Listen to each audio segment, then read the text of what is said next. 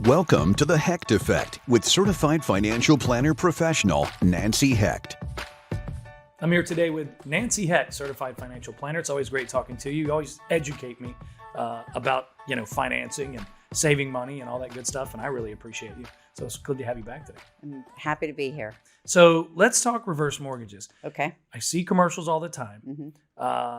I'm a little leery. Is this just another loan I'm taking out on my house? Well, a lot of people start off the same way you are, a little bit leery, but it's I guess you can classify it as a loan, Right. But it's a way to tap into the equity of your house after age 62 and have that money work for you, or spend it, or just stop making mortgage payments, whichever scenario is appropriate when you're looking at whether a reverse mortgage is good for you or not. So let's go back to why. Right.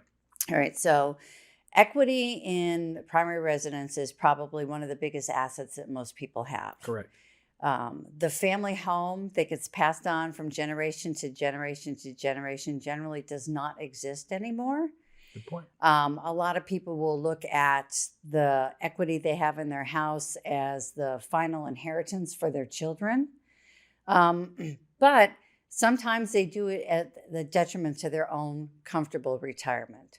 So being able to tap into the equity in your home and not have to pay it back is a really, really nice option. So when you say not paying it back, that there's no trick to this. So Right. Traditionally, let's say you get a HELOC, some sort of loan against your house. You don't pay the house off. You're just borrowing against the equity, correct? Right. So with a traditional equity line, Right. you get the cash out and then you immediately have to start making payments. Correct. You're paying back the principal and interest of the loan. Right. With a reverse mortgage, no payments are made except for your taxes and insurance have to be kept up all the time. Otherwise, everything is void. Correct. Until the second owner of the home passes away, Right. or the primary residents are no longer residents of that home, that's when the reverse mortgage has to be settled. Correct. So I've had people take reverse mortgage out because they can't really afford or do not wish to make those payments anymore. Good point. So they're not pulling any equity out, but they're saving $1,200, $1,500, $1,800 a month that they no longer have to pay to a mortgage company. And that's money they could use to, live Whatever. their life, basically, Yes. correct? Yes. I mean, most people that are doing a reverse mortgage just to stop the payments need a little bit of breathing room with cash flow. Right. There's other people that want to use the equity, and you can use the equity for anything you want except for investments. Right. You cannot turn around and pull the cash out of your house and invest it in anything, a mutual fund, annuity, or something like that. That is against the rules of the Right. reverse mortgage. Right. You can put it into a savings account and pay yourself, or you can have it in a savings account bucket with the reverse mortgage company and have them pay you an income every month. Right? Instead of taking all the cash out. Yes. So there's a lot of different ways to get the money out. There's a lot of expenses. Right. This is all managed by the federal government. And the expenses are on average $10,000 to $12,000, which people don't have to dip into their pocket to pay. It's wrapped up into Right. the mortgage. Current interest rate is what accrues on the amount of the reverse mortgage.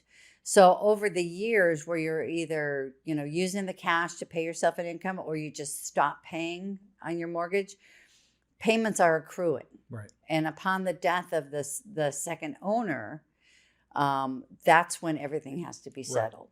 So when you say it has to be settled, that means the house is sold. Correct. They take that money out of the equity of the home, correct? Right. Who's responsible for what's left over if it goes over, i.e. they're in the negative? All right. So there's two scenarios. So if the property values are less than the reverse mortgage balance, Right. you just turn the keys back to the reverse mortgage company and they have lost that bet. Got it. If there is value, there's equity above the reverse mortgage. Once the reverse mortgage is settled, then the net goes to the heirs. Got it. That's interesting. And the stipulations are it has to be your primary residence, correct? Correct. And really what's happening is you're just And you have to be over 62. Correct. So really what's happening is you're using the equity in your home, so to speak, to make sure that you have a decent amount of money coming in or you have cash flow. Right. It really sounds like a positive. Are there any negatives? Well, a lot of people will look upon the expenses as negatives. Right. And then if I'll use a personal example, my mother-in-law did a reverse mortgage in 2007 when we were in a place like we are now where property values were tremendously We're up. Yes.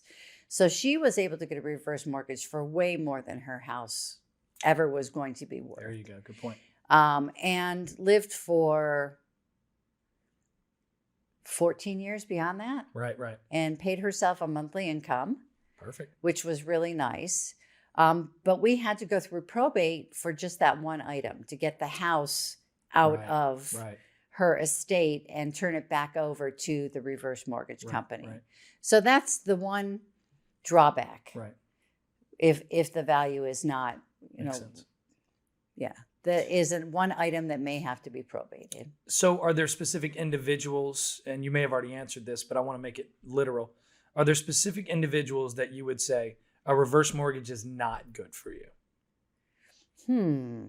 I don't think so. See, and that's what's so interesting about this conversation is when you see it on TV, right? And you see, spokesperson talking about it, you really are hesitant. So that's why I liked having this conversation, because as we all get towards 62 and where we can actually make some of these decisions, if I don't have an income coming in, right, this could be an easy way for you to actually make sure you're living a little bit more comfortably. So if we're looking at circumstances right now where we know real estate values are just through the roof, right, and you're above age 62 and you don't necessarily need the proceeds from your home, you could do a reverse mortgage, lock in the low interest rates we're under right now and the high property values, and just have that bucket of money sitting there for your use sometime in the future. An emergency or maybe anything you wanted to do. Exactly. Or never touch it. But I mean, it's there. Right. So you give reverse mortgages a positive, a plus. I do. I think it's a great tool. So it is something that you would advise. Very cool. Under the, for the right client. Yeah. Right. Yeah. It's been a lifesaver for some of my clients. Well, Nancy, I appreciate you talking to me today. I've learned a lot. It was one of the things I've had on my mind for a long time.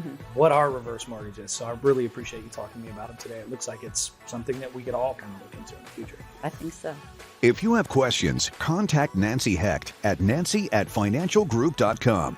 Thanks for listening to the Hecht Effect with certified financial planner professional Nancy Hecht.